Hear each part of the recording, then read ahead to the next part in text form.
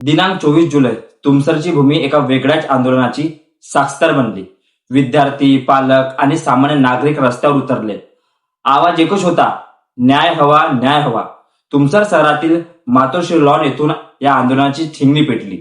सुरुवात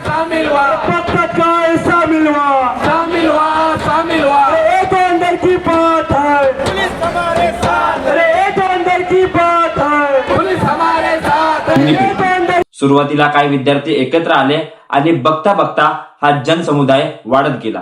विद्यार्थ्यांच्या पाठीशी पालक उभे राहिले आणि तुमसरचे सर्वसामान्य नागरिकही या लढ्यात सामील झाले। कंधों से मिलते हैं कंधे, कदमों से कदम मिलते हैं, हम चलते हैं जब ऐसे तो दिल दुश्मन के हिलते हैं। कंधों से मिलते हैं कंधे, कदमों से कदम मिलते हैं, हम चलते हैं जब ऐसे तो दिल दुश्मन के हिल। परंतु प्रश्न एकच, हे आंदोलन नेमकं कशासाठी? देशभरात सुरू असलेल्या नीट परीक्षेच्या पेपर फुटी प्रकरणाने विद्यार्थ्यांमध्ये तीव्र असंतोष निर्माण केला आहे। या मुद्द्यांवर सामाजिक कार्यकर्ते सोनम वांगचुक यांनी दिल्लीत जंतर मंतर येथे आंदोलन उभारला। त्यांच्यावर झालेल्या कारवाईमुळे देशभरातील विद्यार्थी संतप्त झाले आणि याच संतापाचा उद्रेक आज तुमसरच्या रस्त्यावर दिसला। केंद्रीय शिक्षण मंत्री धर्मेंद्र प्रधान यांच्या राजीनाम्याची मागणी घेऊन विद्यार्थी रस्त्यावर उतरले।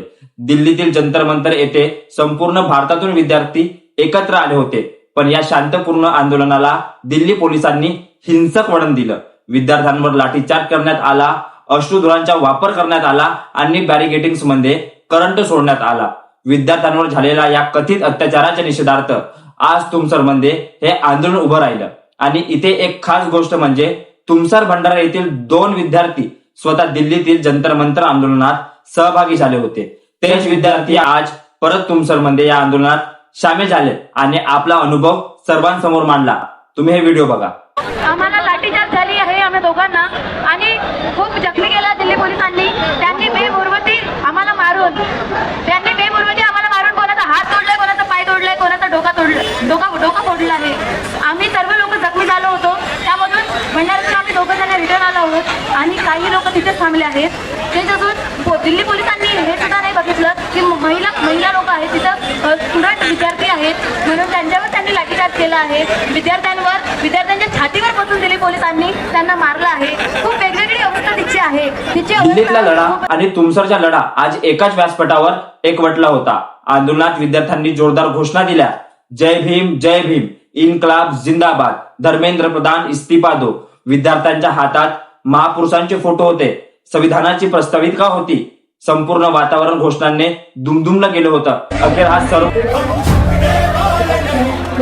अंधेरों से लड़कर हम उजाले आने वाले, यही जो धक्के बैठ गए वो मंजिल पाए कैसे, पसीने की बूंदों से हम सपने सींचने वाले यही। अखेर हा सर्व जनसमुदाय तुमसर तहसील कार्यालयासमोर एकत्र आला।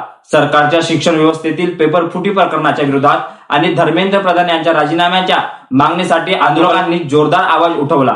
सोनम